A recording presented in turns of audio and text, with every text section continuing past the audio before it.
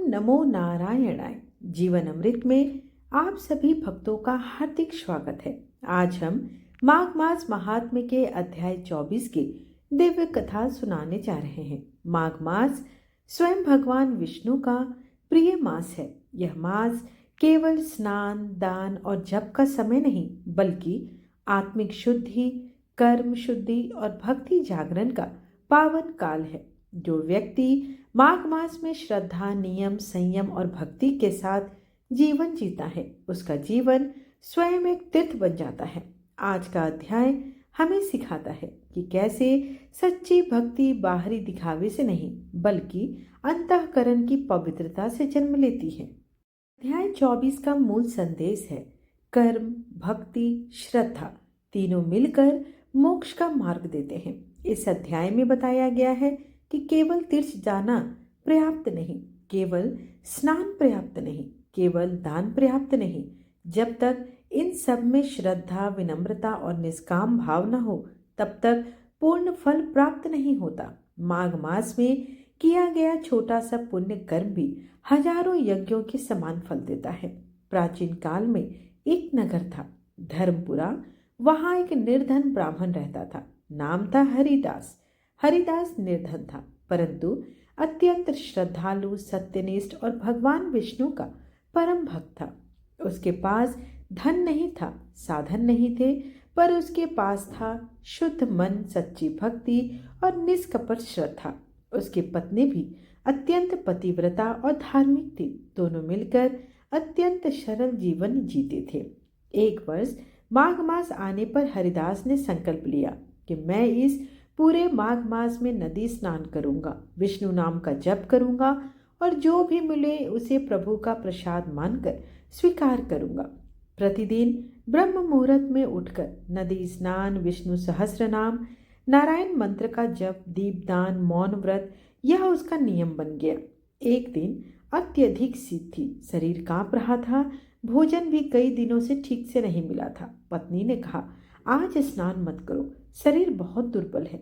हरिदास बोला, यदि शरीर रहे या न रहे, पर मेरी भक्ति अवश्य रहे, और वह नदी स्नान के लिए चल पड़ा। जैसे ही वह नदी में उतरा, अचानक दिव्य प्रकाश फैल गया, जल गर्म हो गया, ठंड समाप्त हो गई। आकाशवाणी हुई, हे भक्त, तेरी भक्ति ने प्रकृति को भी पवित्र कर दिया।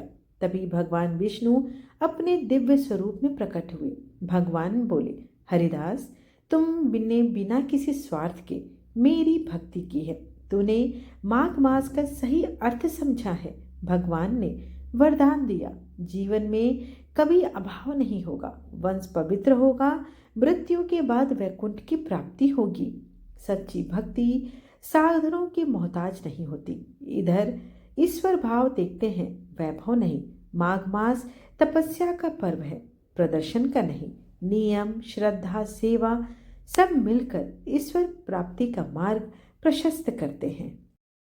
ये अब माघ मास महात्म कथा का अध्याय 24 का रसपान करते हैं। आप सभी से अनुरोध है कि कथा का रसपान करने के बाद पीछे की कथा जरूर सुने। सारी कथाएं एक दूसरे से जुड़ी हुई हैं।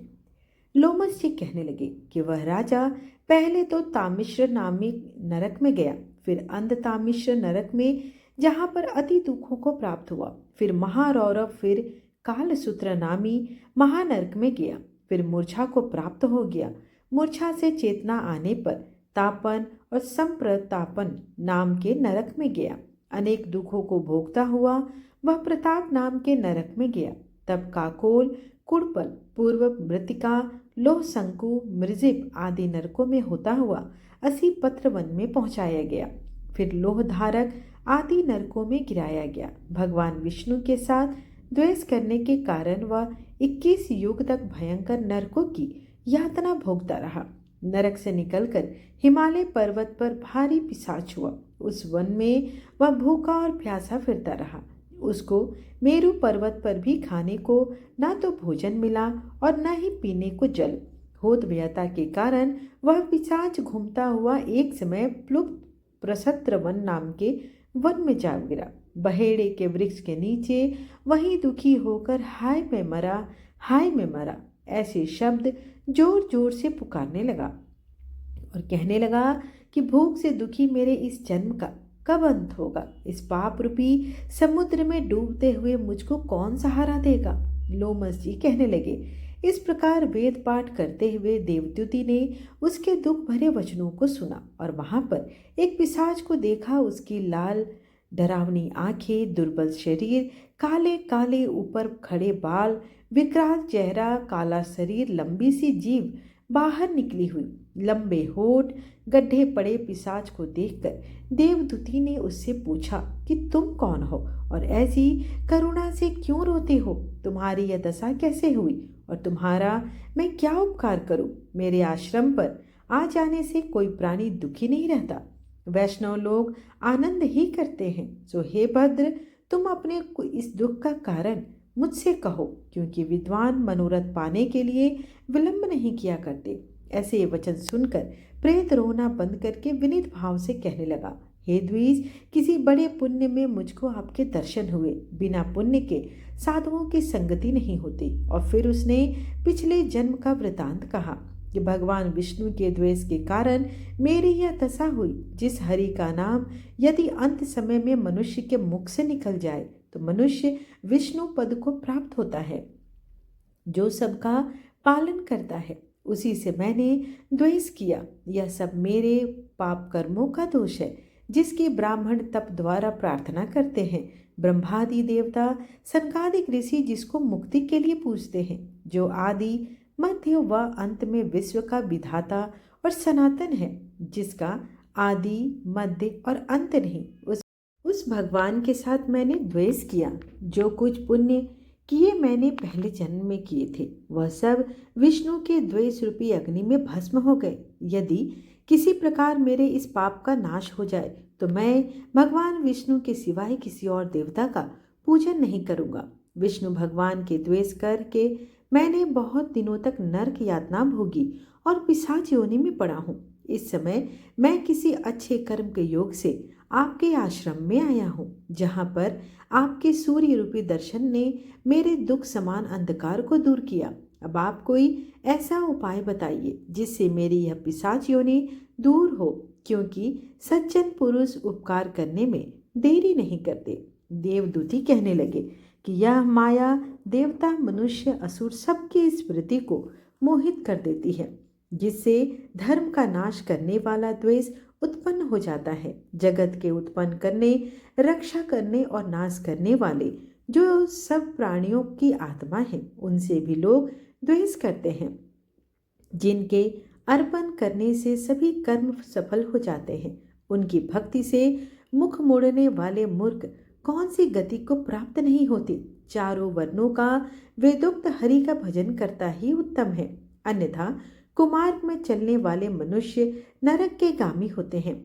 इसी कारण वेद विरुद्ध कर्मों को त्यागना चाहिए। अपनी बुद्धि से बचे हुए धर्म के मार्ग पर चलने के लिए मनुष्य परलोक के पथ का भी नाश करते हैं। वह वेद विदाता और ब्राह्मणों की निंदा करते हैं। झूठे मन कल्पित शास्त्रों को मानने वाले नरक में जाते हैं। देवादिदेव विष्णु से विमुख होने वाले नरक में जाते हैं, जैसे द्रविड़ देश का राजा नरक में गया। इस कारण इनकी निंदा नहीं करनी चाहिए और वेद में ना कही गई क्रिया को भी नहीं करनी चाहिए। लोमस जी कहने लगे कि ऐसा कहने पर मुनि ने पिशाच को सुमार्ग बतलाया कि माघ मास में तुम प्रयाग में जाकर स्नान करो, उससे तुम्हारी यह पिशाच योनि समाप्त हो जाएगी। माघ मास में प्रयाग में स्नान करने से मनुष्य पहले जन्म से सब पापों से मुक्त हो जाता है। वहां पर स्नान करने से मुक्ति प्राप्त होती है। इससे बढ़कर और कोई प्रायश्चित नहीं। संसार में यह मोक्ष और स्वर्ग का खुला हुआ द्वार है। गंगा और यमुना का संगम त्रिवेणी संसार में सबसे उत्तम तीर्थ है। पाप रूपी बंधन को काटने के लिए यह कुल्हाड़ी है। कहाँ तो विष्णु सूर्य तेज गंगा यमुना का संगम और कहाँ यह तुक्ष पाप रूपी तृण की आहुति। जैसे घने अंधकार को दूर करने वाला शरद का चंद्रमा चमकता है, उसी तरह संगम के स्नान से मनुष्य पवित्र हो जाता है। मैं तुमसे गंगा यमुना के संगम का वर्णन नहीं कर सकता, जिसके जल की एक बूंद के स्पर्श से केरल देश का ब्राह्मण मुक्त हो गया। ऋषि के ऐसे वचन सुन प्रेत के मन में शांति उत्पन्न हो गई, मानो सब दुखों से छूट गया हो। प्रसन्नता से उसने विनय पूर्वक ऋषि से क्या पूछा, इसका वर्णन अगले अध्याय में आपको सुनने को मिलेगा। माघ मास महात्मा अध्याय 24 हमें सिखाता है कि सच्ची भक्ति में न धन चाहिए, न साधन चाहिए, न प्रतिष्ठा चाहिए, केवल शुद्ध हृदय चाहिए। जो व्यक्ति माघ मास को नियम, संयम और श्रद्धा से जी लेता है, वही सच्चा तीर्थयात्री है। ओम नमो भगवते वासुदेवाय। भगवान विष्णु सभी भक्तों के जीवन में भक्ति, शांति, श्रद्धा और सद्बुद्धि प्रदान करे। यदि आपको यह कथा स्पर्श करे तो लाइक करें, शेयर करें और सब्सक्राइब करें और कमेंट में अवश्य लिखें जय श्री हरि विष्णु। आइए अब विष्णु चालीसा का पाठ कर लें और समापन आरती के साथ करेंगे। विष्णु सुनिए विनय सेवक की चितलाए, कीरत कुछ वर्णन करूं दीजे ज्ञान बताए। नमो विष्णु भगवान खरारे, कष्ट न सावन अखिल बिहारी। प्रबल जगत में शक्ति तुम्हारी, त्रिभुवन फैल रही उजियारी। सुंदर रूप मनोहर सूरत, सरल स्वभाव मोहनी मूरत। तन पर पीतांबर अति सोहत, वैजयंती माला मनमोहत। शंख चक्र कर गदा विराजे, दैत्य दैत्य असुर दल भाजे। सत्य धर्म मद लोभ न गाजे, काम क्रोध मद लोभ न छाजे। संत भक्त सज्जन मनरंजन, दनुज असुर दुष्टन दल गंजन। सुख उपजाए कष्ट सब भंजन, दोष मिटाए करत जन सज्जन। पाप काट भव सिंधु उतारन, कष्ट नाश कर भक्त उबारन। करत अनेक रूप प्रभु धारण, केवल आप भक्ति के कारण। धरणी धेनु बन तुम ही पुकारा, तब तुम रूप राम का धारा। भार उतार असुर दल मारा, रावण आदि को संहारा। आप वराह रूप बनाया, हिरण्याक्ष को मार गिराया। धर्म तस्य तन सिंधु बनाया, 14 रत्नन को निकलाया। अमिलक असुरन द्वंद मचाया, रूप मोहनी आप दिखाया। देवन को अमृत पान कराया, असुरन को छवि से बहलाया। कुर्म रूप धर सिंधु मझाया, मंद्राचल गिरि तुरत उठाया। शंकर का तुम फंद छुड़ाया, भस्मासुर को रूप दिखाया। वेदन को जब असुर डुबाया, कर प्रबंध उन्हें ढूंढवाया। मोहित बनकर खल ही नचाया, उस ही कर से भस्म कराया। असुर जलंधर अति बलदाई, शंकर से उन किन्ह लड़ाई। हार पार शिव सकल बनाई, किन सत्य से छल खल कल जाई। सुमिरन किन तुम्हें शिवरानी, बतलाई सब विपत कहानी। तब तुम बने मुनीश्वर ज्ञानी, वृंदा की सब सूरति भुलानी। देखत तीन दनुज सैतानी, वृंदा आए तुम्हें लपटानी। हो स्पर्श धर्म क्षति मानी, हना असुर उर शिव सैतानी। तुमने ध्रुव प्रहलाद उबारे, हिरण्याकुश आदि खल मारे। गणिका और अजामिल तारे, बहुत भक्त भव सिंधु उतारे। हरहु सकल संताप हमारे, कृपा करहु हरि सिरजनहारे। देखहु मैं निज दरस तुम्हारे, दिन बंधु भक्तन हितकारे। चाहता आपका सेवक दर्शन, करहु दया अपनी मधुसूदन। जानू नहीं योग्य सब पूजन, होय यज्ञ स्तुति अनुमोदन। शील दया संतोष सुलक्षण, विदित नहीं व्रत बोध विलक्षण। करहु आपका किस विधि पूजन, कुमति विलोक होत दुख भीषण। करहु प्रणाम कौन विधि सुमिरन, कौन भांति में करहु समर्पण। सुर मुनि करत सदा सेवकाई, हर्षित रहत परम गति पाई। दिन दुखीन पर सदा सहाय, निज जन जान लेव अपनाई। पाप दोष संताप नसाओ, भव बंधन से मुक्त कराओ। सूत संपत्ति दे सुख उपजाओ, निज चरणन का दास बनाओ। निगम सदा ये विनय सुनाए, पढ़े सुने जो जन सुख पावे। आइए अब भगवान की आरती करते हैं। ओम जय जगदीश हरे स्वामी, जय जगदीश हरे। भक्त जनों के संकट क्षण में दूर करे। ओम जय जगदीश हरे। जो ध्यावे फल पावे, दुख बिन से मन का सुख संपत्ति घर आवे। कष्ट मिटे तन का। ओम जय जगदीश हरे। मात पिता तुम मेरे, शरण गहूँ मैं किसकी।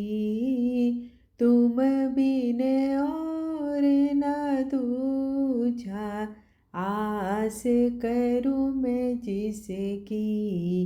ओम जय जगदीश हरे।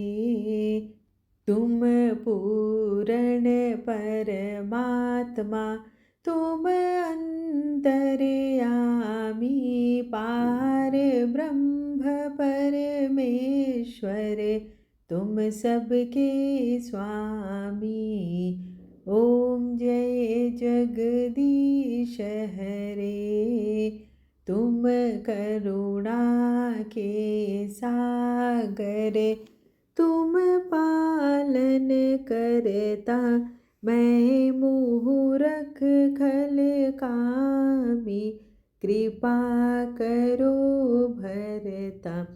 ओम जय जगदीश हरे। तुम हो एक अगोचर, सबके प्राणपति, किस विधि मिलूं दया मैं, तुमको मैं कुमति। ओम जय जगदीश हरे। दिन बंधु दुख हरता, तुम ठाकुर मेरे, अपने हाथ उठाओ, द्वार पड़ा मैं तेरे। ओम जय जगदीश हरे। विषय विकार मिटाओ, पाप हरो देवा, श्रद्धा भक्ति बढ़ाओ, संतन की सेवा। ओम जय जगदीश हरे। तन मन धन और संपत्ति, सब कुछ है तेरा, तेरा तुझको अर्पण, क्या लागे मेरा। ओम जय जगदीश हरे।